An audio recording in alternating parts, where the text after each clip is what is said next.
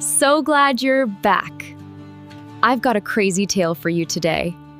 Is that a knockoff? Julian Thorne sneered, fingering Elena Vance's collar in front of the dinner guests.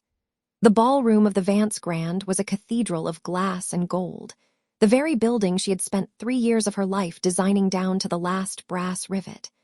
Now, under the shimmering heat of 1,000 crystal prisms, her father stood before a circle of the city's elite, his voice carrying with the practiced projection of a man who had never been told to be quiet. He looked every bit the patriarch of a dying dynasty. His monogrammed velvet slippers were worn at the heels, and the scent of expensive, cloying tobacco clung to his vintage tuxedo like a shroud. He leaned in closer, his eyes scanning her unbranded, charcoal-gray silk gown with visible disdain. "It's a bit drab for a Thorne event, don't you think?" he continued, his laugh a dry, rattling sound. "But then again, you always did have a penchant for the invisible. I suppose it's fitting for a glorified draftsman." Elena didn't flinch. She felt the cold condensation of the sparkling water glass in her hand, the only thing grounding her as the familiar sting of his public dismissal radiated through the room.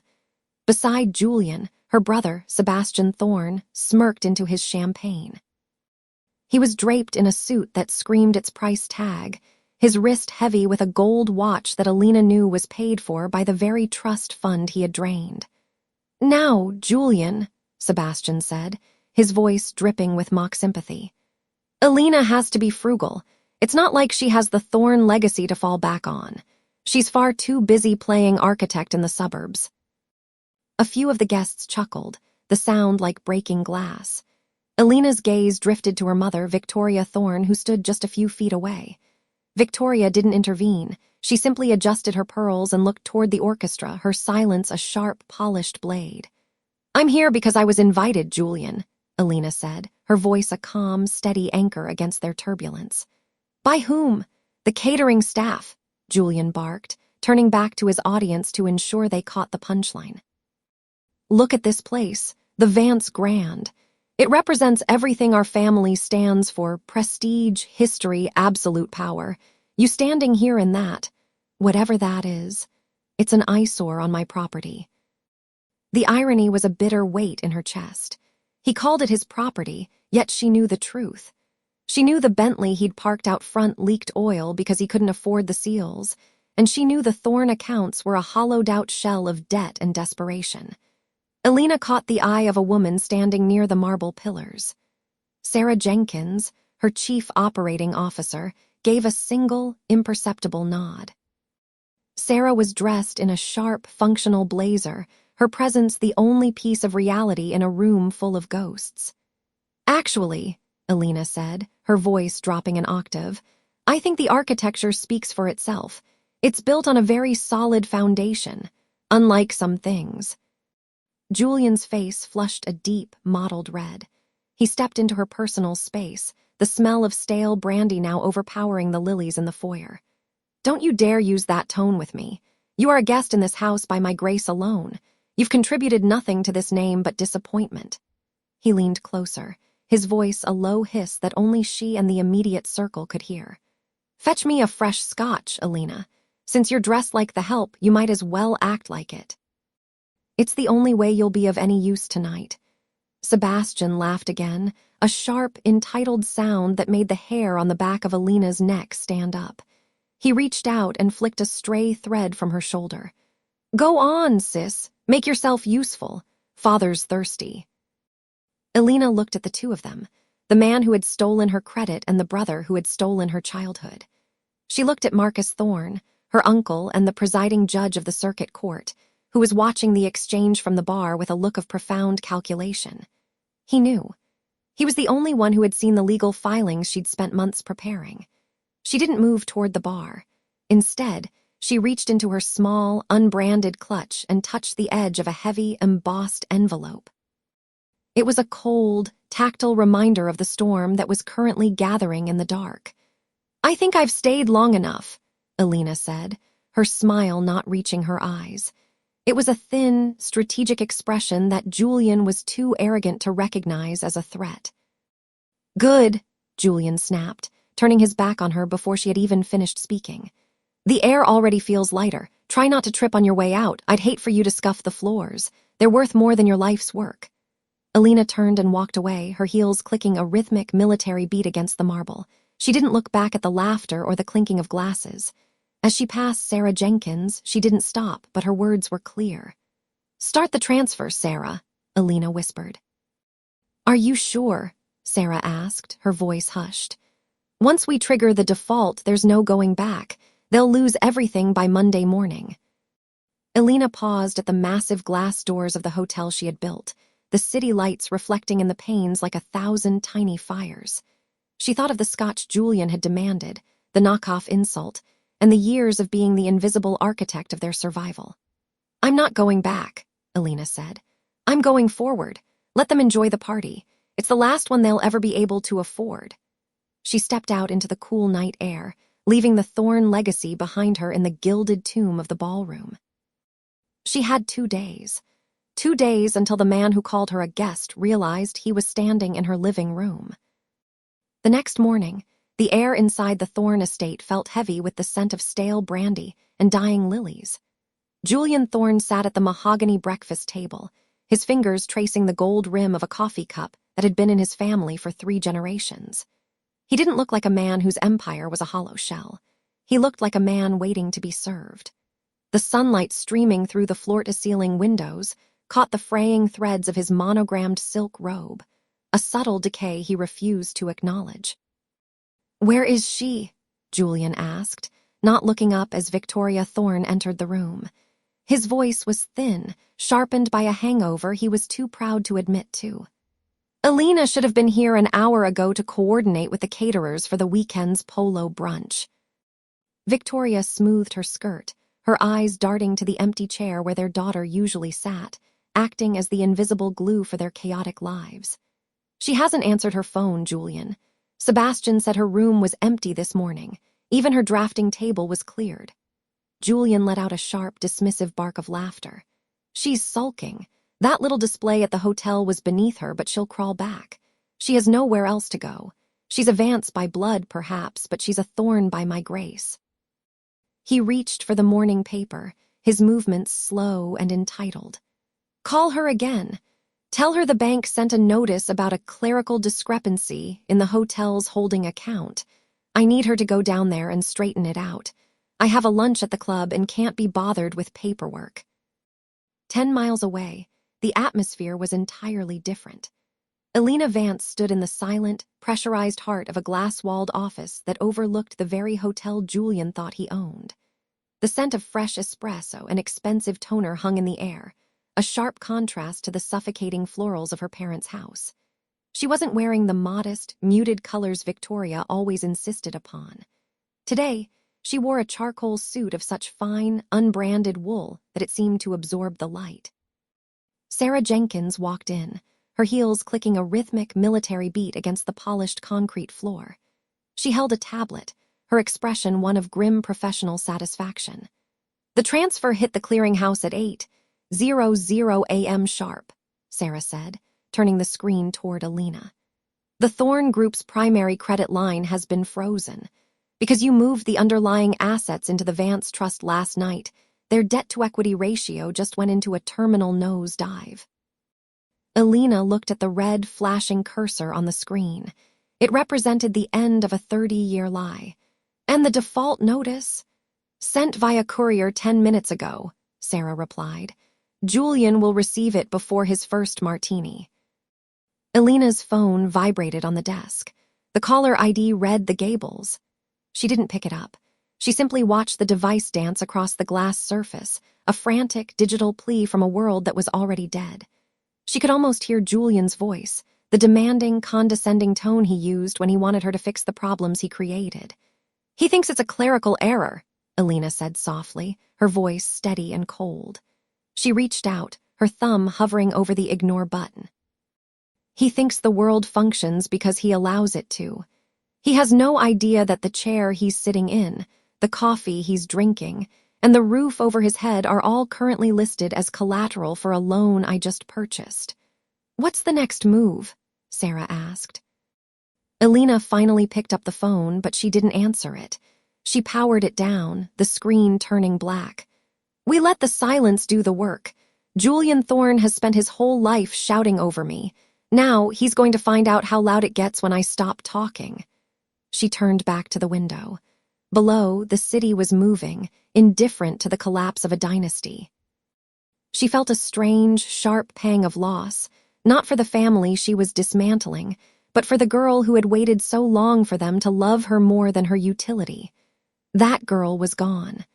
"Sebastian is at the club," Sarah noted, checking a second device. "He just tried to charge a vintage bottle of crystal to the company account. It was declined."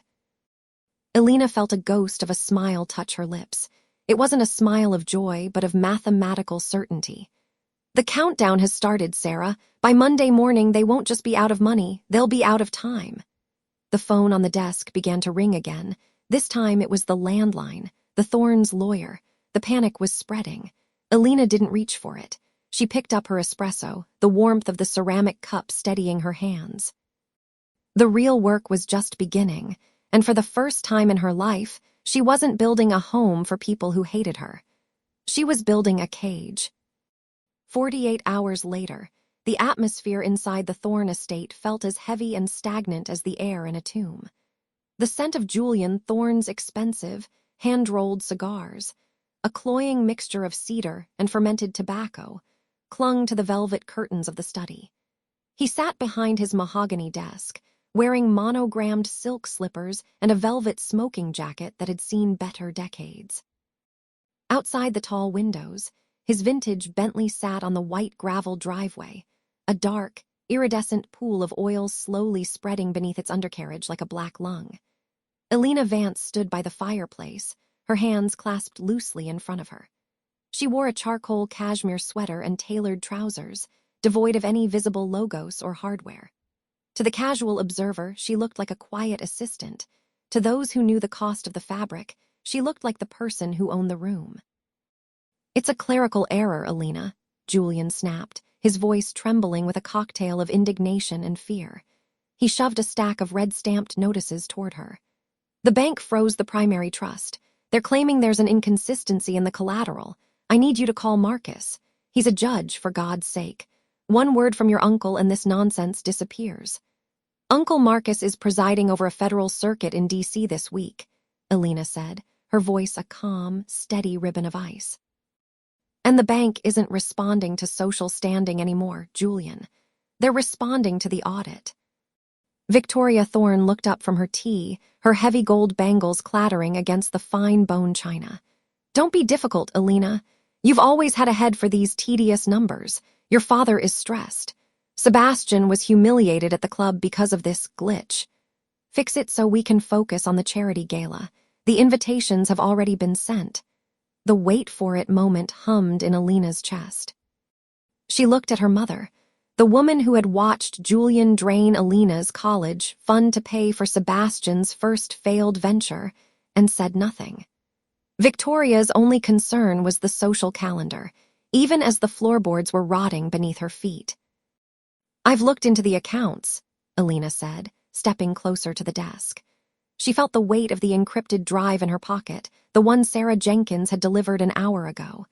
It contained the digital trail of every dollar Julian had borrowed from the employee pension fund of the very hotels Elena had built.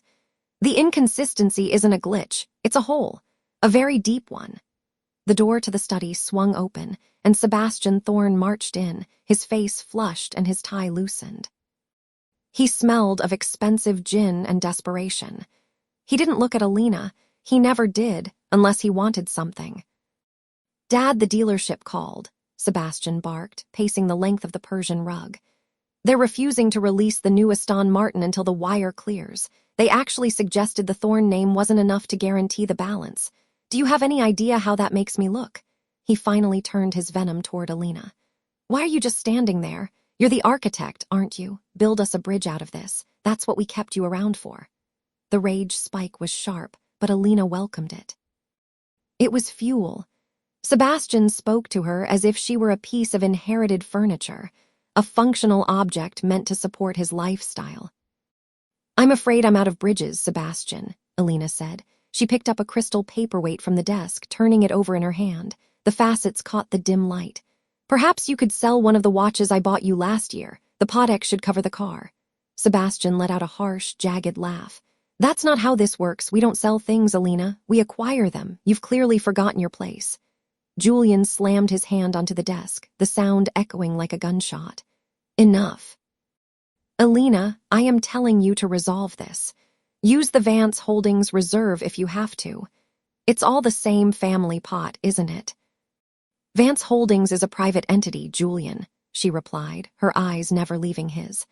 And as of 9 o'clock this morning, it has officially severed all management ties with Thorne Enterprises. I'm no longer your CFO. I'm just a guest in this house. The silence that followed was absolute. Julian's mouth opened, then closed, his face transitioning from a bloated red to a sickly, papery gray. He looked at his wife, then his son, then back to the daughter he had spent 30 years overlooking. You can't do that, Julian whispered. The gala is in 3 days, the board, the investors. They expect to see a unified front. Then you should probably start practicing your speech, Elena said, her voice dropping an octave.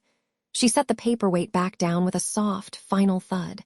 Because when the lights go up at that gala, everyone is going to see exactly what the Thorne legacy is built on. She turned to leave, her heels silent on the thick rug. She could hear Victoria's frantic whispering and Sebastian's rising temper, but she didn't stop. She had one more stop to make before the weekend. As she reached the foyer, her phone buzzed. It was a message from Sarah Jenkins. The subpoenas for the pension records have been signed. Marcus is already asking questions.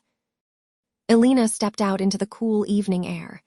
The smell of the leaking Bentley followed her, a mechanical rot that no amount of Thorne prestige could cover up. She looked at the grand facade of the estate, the ivy-covered stone that looked so permanent, so invincible. 3 days, she murmured to herself, clicking her car remote. The countdown wasn't just for the gala anymore. It was for the moment the world realized that the architect hadn't just left the building. She was the one who had pulled the permit for its demolition. Across the city, the first of Julian's creditors was already dialing his number. The cage was locked. Now she just had to wait for the lights to go out. The day before the Thorne Foundation Gala, the air inside the Metropolitan Gallery felt like a tomb, cold, silent, and smelling of floor wax and expensive, dying lilies. Elena Vance stood in the center of the grand hall, her silhouette sharp against the white marble. She wasn't wearing the flashy labels the Thorne family favored. Her charcoal wool coat was unbranded, its value hidden in the perfection of its stitch. She looked less like a guest and more like the building's owner, which, as of 4 o'clock that afternoon, was technically true. The heavy oak doors groaned open, and the rhythmic, arrogant tap of leather soles echoed through the chamber. Julian Thorne marched in, his monogrammed silk scarf trailing behind him like a discarded banner. He didn't look at the art. He looked at the space as if it were a mirror reflecting his own fading glory. He stopped 5 feet from her, the faint, oily scent of his vintage Bentley clinging to his wool suit. "Still playing at being a designer, I see," he said, his voice echoing off the vaulted ceiling. He didn't wait for a greeting. He never did. "I hope you haven't cluttered the floor plan with your utilitarian sensibilities. This event is about heritage, Elena, something you've always struggled to grasp." She didn't turn to face him immediately. Instead, she ran a finger over the edge of a display plinth. The stone was cold, unyielding. "Heritage is only as strong as the ledger it's written on, Julian. I was just thinking how easily a facade crumbles when the weight becomes too much for the rot to support." He let out a sharp, dismissive bark of a laugh. He adjusted his gold cufflinks, the ones with the Thorne crest that Elena knew were currently being used as collateral for a high-interest bridge loan he couldn't repay. "You always were a poet of the mundane. It's a shame you couldn't channel that imagination into something useful, like maintaining the family's social standing instead of auditing it." He stepped closer, invading her space with the practiced ease of a man who had spent 60 years being told the world belonged to him. "Enjoy your little moment tomorrow. Wear something modest. Try to blend into the background. It's where you've always been most comfortable, after all. I'd be careful with that advice, she said, finally turning to meet his gaze. Her eyes were flat, devoid of the hurt he expected to see. When you spend too much time looking at the background, you tend to miss the floor dropping out from beneath your feet. If I were you, I'd take a very long look at the guest list tonight. There are names on there that might surprise you. Julian sneered, his lip curling in a way that highlighted the deep lines of stress he tried to hide with expensive skincare. Names? I invited the elite of this city. You think I'm intimidated by your little business associates? You're a junior partner in a firm that wouldn't exist without the Thorne name on the letterhead. Is that what you believe? A new voice cut through the tension.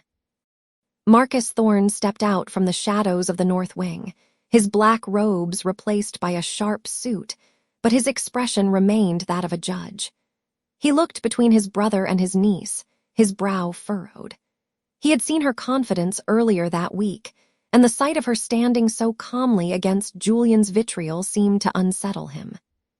"Marcus," Julian said, his tone shifting to a forced, jovial boom, "tell this girl that the Gala isn't the place for her cryptic warnings. She's acting as if she holds the keys to the city." Marcus didn't laugh.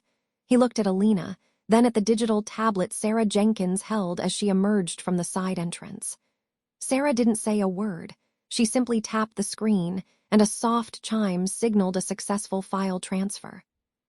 "The keys are irrelevant, Uncle Marcus," Elena said softly, her voice carrying a weight that made Julian's bravado seem paper-thin. "It's the locks that matter." She checked her watch, a simple steel piece with a movement that cost more than Julian's car. "I have a final briefing. Enjoy the quiet while it lasts, Julian. Tomorrow the music starts, and I don't think you're going to like the tune." She walked past him without a second glance. The sound of her heels was a steady, rhythmic pulse against the marble. Behind her, she heard Julian start to bluster, his voice rising in an attempt to reclaim the room, but it sounded hollow, like wind whistling through a ruin. Back in her car, the silence was absolute. She pulled up the final countdown on her phone. 12 hours until the first subpoena hit the Thorne Foundation's front desk. 10 hours until the creditors' meeting. She looked out at the gallery one last time. The lights were flickering off, one by one, leaving the grand facade in darkness. The trap was set. The warning had been given and, as expected, ignored. Elena leaned back into the leather seat and closed her eyes. "Let the music play," she whispered. The following evening, the air inside the grand ballroom was thick with the scent of white lilies and the metallic tang of expensive champagne. Crystal chandeliers vibrated with the low hum of 500 voices, a sound that usually signaled triumph for the Thorne family. Elena Vance stood near the periphery, her back to a marble pillar, watching the spectacle. She wore a floor-length gown of charcoal silk, custom-tailored to her frame, but devoid of any visible branding or embellishment. To the untrained eye, she was a shadow in a room full of peacocks. To those who knew the cost of that specific weave of silk, she was the most expensive thing in the room. Julian Thorne stood at the center of the gilded floor, his laughter cutting through the orchestral music like a serrated blade. He was resplendent in a velvet tuxedo with his family crest embroidered in gold thread on the breast pocket, a loud, desperate display of a prestige that was currently hemorrhaging value. He gestured wildly with a crystal flute, splashing drops of vintage Bollinger onto the polished floor. He didn't notice the stain. He was too busy holding court, soaking in the adulation of a crowd that didn't yet realize they were attending a funeral. "You actually showed up," a voice sneered from behind her. Elena didn't need to turn to recognize the sharp, brittle tone of Victoria Thorne.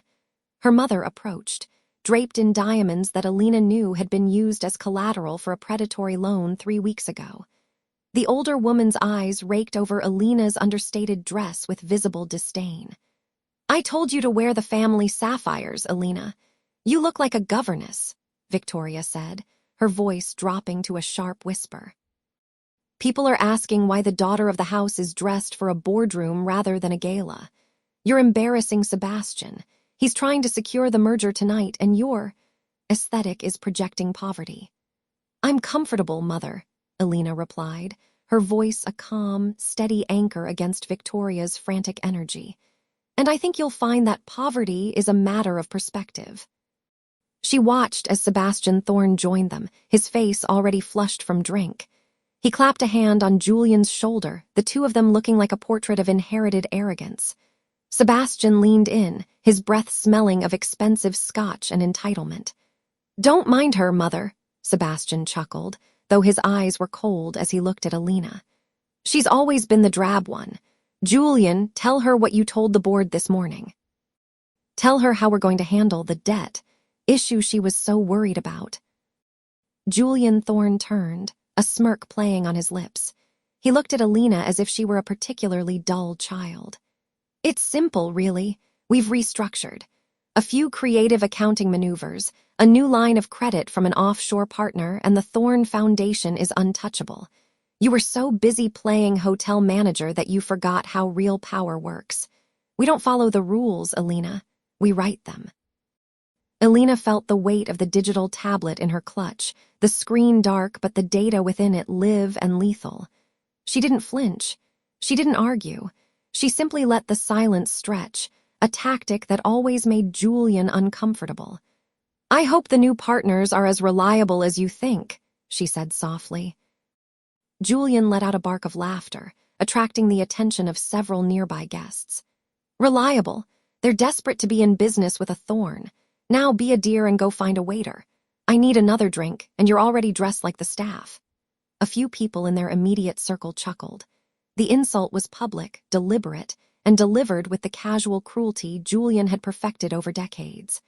Elena saw Sarah Jenkins standing near the buffet, her eyes meeting Elena's for a fraction of a second.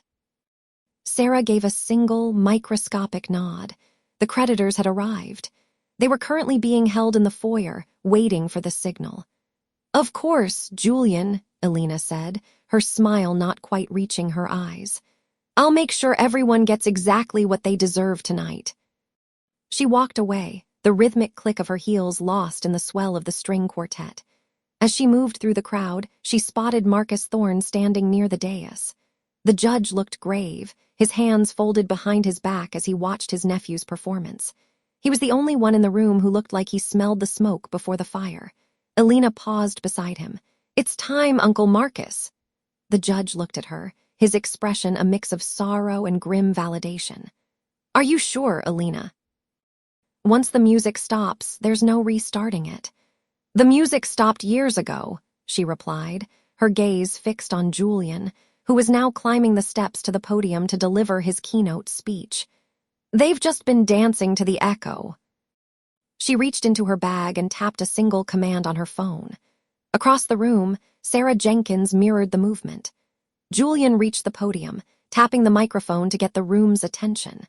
The lights dimmed, and the large projector screen behind him flickered to life, intended to show a montage of the Thorne Foundation's charitable works.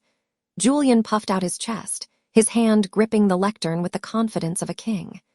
Ladies and gentlemen, Julian began, his voice booming through the speakers.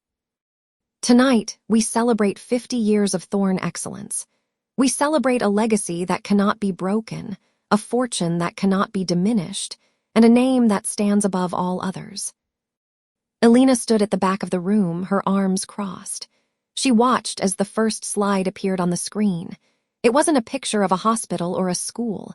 It was a scanned copy of a foreclosure notice, dated that morning, with Julian's signature at the bottom. The room didn't go silent immediately. It took a few seconds for the guests to realize what they were looking at. Julian, still smiling, hadn't turned around yet. He was still soaking in the first few rows of confused faces, mistaking their shock for awe. I want to personally thank those who doubted us, Julian continued, his voice dripping with irony. Because tonight the truth comes out. Yes, Elena whispered to the empty space beside her. It really does. She watched as Julian finally turned his head to gesture toward the screen, the smug grin frozen on his face as he came face to face with his own ruin. The first subpoena server pushed through the double doors at the back of the hall, followed by 3 men in dark suits. The music didn't just stop, it died. The silence in the grand ballroom was a physical weight, heavier than the crystal chandeliers shimmering overhead.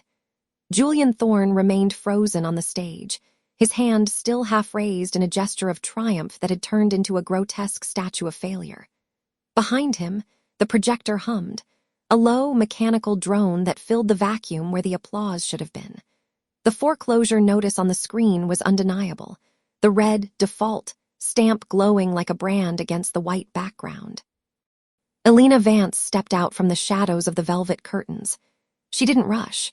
Her footsteps were silent on the thick Persian rug, her tailored navy suit a sharp, understated contrast to the shimmering, over-the-top gowns of the women who had spent the evening whispering behind her back.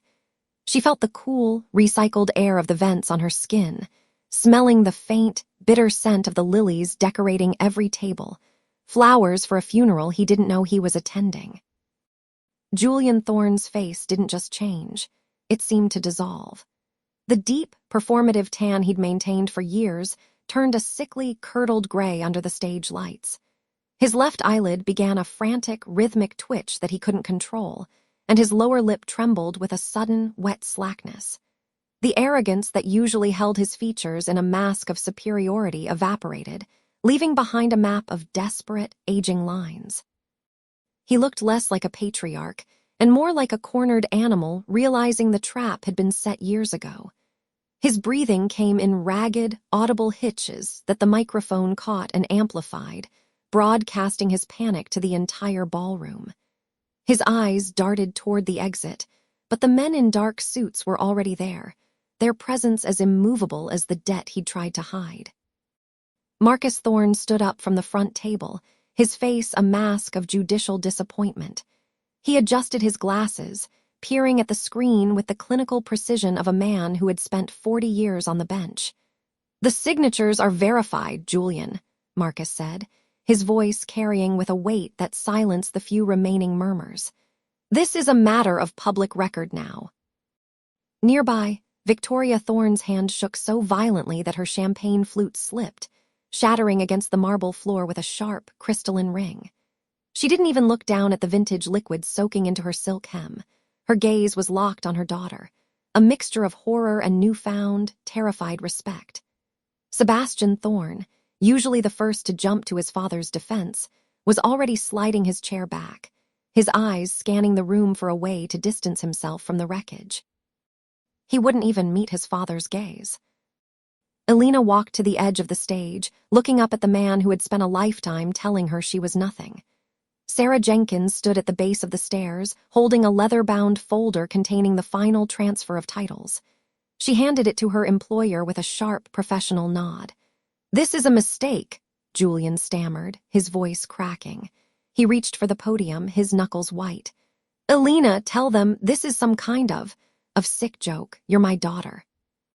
"I was your architect, Julian," she replied, her voice calm, cutting through the room like a scalpel. "I built the foundation you stood on, and while you were busy selling the bricks to pay for your vanity, I was the one buying them back." She leaned in slightly, just enough for the microphone to catch her final words to him. "You said earlier that the truth comes out tonight. You were right. The Thorne name is a hollow shell, and I've just finished the demolition. I don't just hold the debt, Julian. I am the landlord, and you're trespassing." She turned her back on him before he could respond, handing the folder to Marcus Thorne for final validation. She didn't stay to watch the security team lead him toward the side exit. She didn't need to see the socialites turning their backs or hear the frantic phone calls to the press. As she walked toward the double doors, the heavy scent of lilies followed her, no longer a funeral scent, but the smell of a clean, sharp beginning. Behind her, the first of the Thorne legacy's creditors stepped forward, and the room erupted into a chaos she no longer had to manage. The silence that followed Elena Vance's declaration was not empty. It was heavy, suffocating, and charged with the static of 100 gasping breaths. For 3 seconds, the only sound in the Thorne ballroom was the low, rhythmic hum of the projector cooling fan. Then, the dam broke. Julian Thorne didn't just pale. His face seemed to physically erode under the harsh glare of the crystal chandeliers. The arrogant mask he had worn for decades fractured, revealing a frantic, cornered animal beneath. His jaw hung slack, his lower lip trembling with a rhythmic, uncontrollable twitch that made his expensive dental veneers look like a row of jagged glass. A bead of cold sweat tracked a path through his foundation, carving a visible line down his cheek as his eyes darted from the screen to the faces of the board members, searching for a single ally. His skin took on a sickly, grayish hue, the color of wet ash, while his nostrils flared with every shallow, ragged breath. He reached for the mahogany podium to steady himself, but his fingers slipped against the polished wood, leaving a smeared trail of perspiration. "This is a fabrication," he finally shrieked, the sound thin and reedy, a far cry from his usual baritone command. He looked around the room, his eyes bloodshot. "Marcus, surely you see this. It's a digital hit job. She's manipulated the records. Elena has always been unstable, bitter." Marcus Thorne stepped forward from the shadow of a marble pillar, his expression as frozen as a winter lake. He didn't look at Julian with the usual familial warmth. Instead, he adjusted his glasses and stared at the documents displayed on the wall, the specific, undeniable signatures on the debt transfers. "I've spent 30 years on the bench, Julian," Marcus said, his voice echoing with the weight of a gavel. "I know your signature better than I know my own, and I know the seal of the High Court when I see it. These aren't fakes." The room erupted into a cacophony of hushed, jagged whispers. Sarah Jenkins stepped up beside Elena, holding a sleek carbon fiber tablet. She tapped the screen, and a new set of data replaced the bank statements. It was a live ticker of Thorne Enterprises credit defaults, cascading in real time. "As of 4 minutes ago," Sarah announced, her voice cutting through the murmurs like a scalpel, "all Thorne corporate accounts have been frozen by the primary creditor. That creditor is Vance Holdings." Julian staggered back, his hip hitting the edge of the champagne table.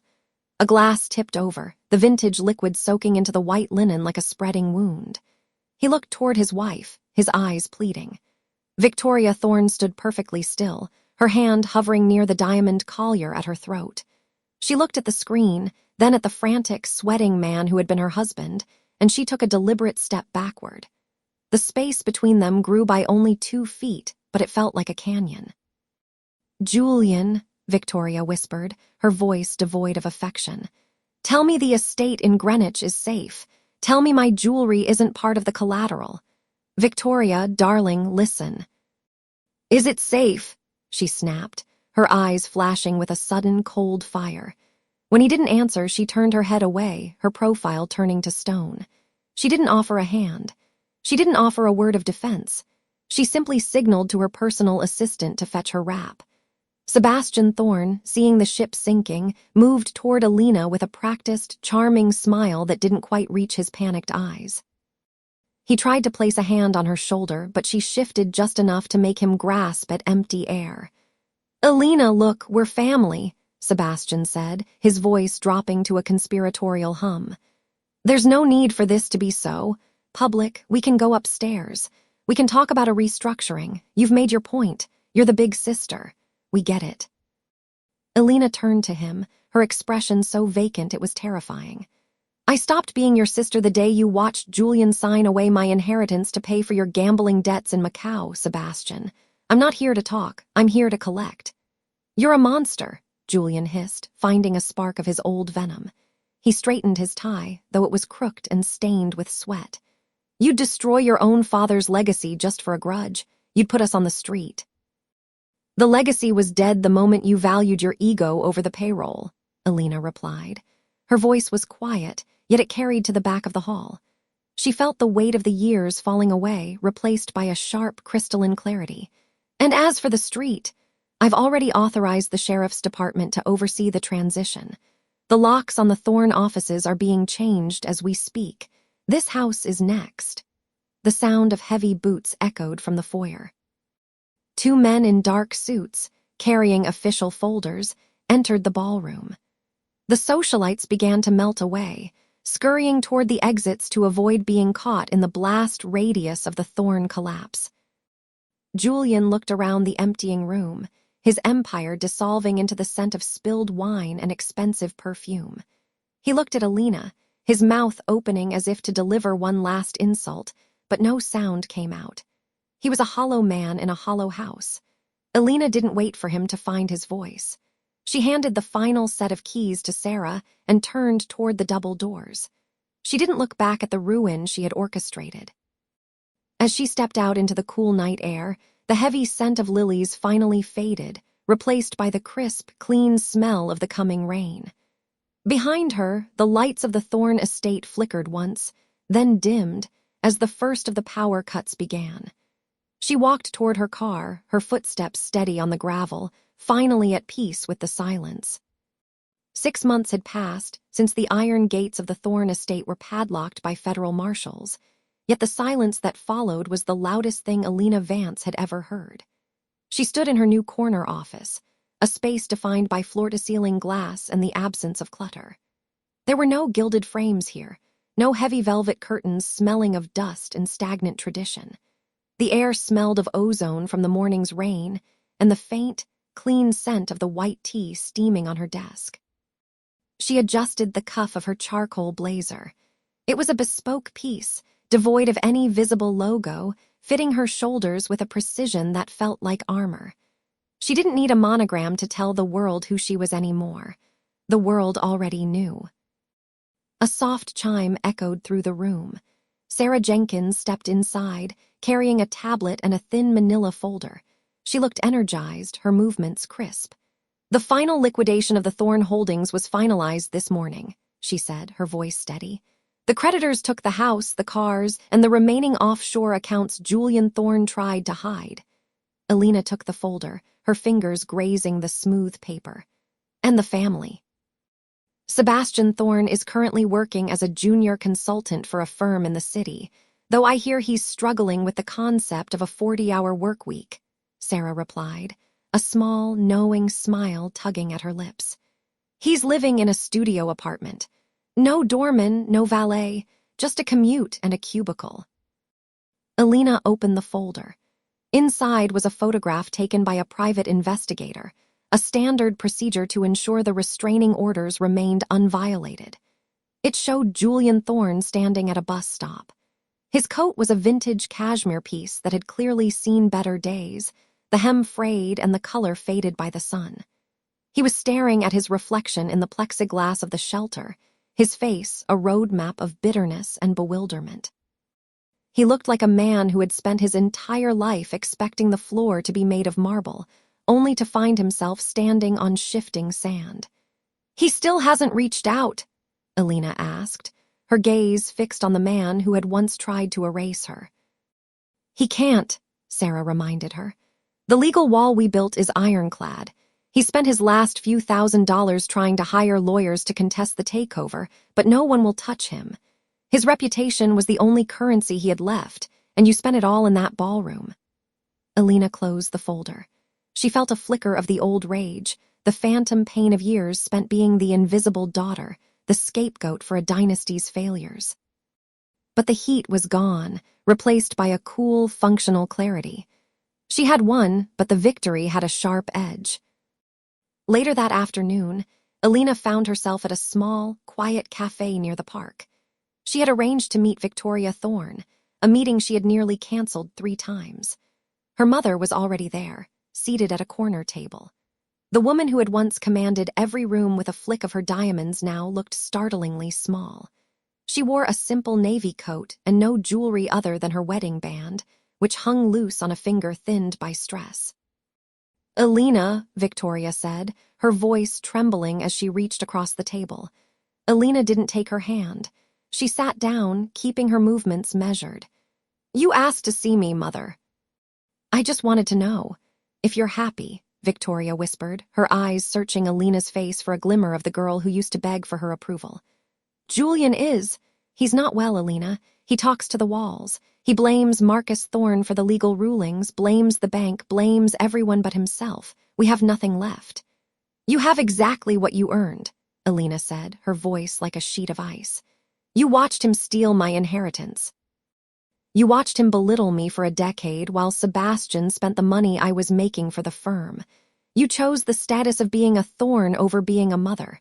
Now you have the status of a thorn. It just happens to be worth nothing." Victoria flinched as if she'd been struck. "We're still family." "Family is a verb, not a noun," Elena replied. She stood up, leaving her tea untouched. "I've settled a modest annuity for you. It will cover a small apartment and your basic needs, provided you don't try to live like a queen. It's more than Julian ever gave me." She walked out of the cafe before the tears could start, stepping into the cool afternoon air. She felt the weight of the silence again. She had dismantled the Thorne empire brick by brick, and in doing so, she had dismantled her own history. She was a woman with $1 billion company and a name that carried weight in every boardroom in the country. But she was also a woman who had no one to call for Sunday dinner. As she reached her car, she saw a flash of movement across the street. Julian was there, standing near a trash can, clutching a tattered briefcase. He saw her. For a second, the old arrogance flared in his eyes, his mouth opening as if to shout a command or an insult. Elena didn't flinch. She simply met his gaze, her expression unreadable, and watched as the fire in his eyes died out, replaced by the hollow realization that he no longer existed in her world. She stepped into the backseat of her car, the door closing with a solid, expensive thud that shut out the noise of the street. The car pulled away, leaving the ghost of the Thorne legacy behind in the rearview mirror. Elena looked ahead at the unfolding road, finally at peace with the cost of her own freedom.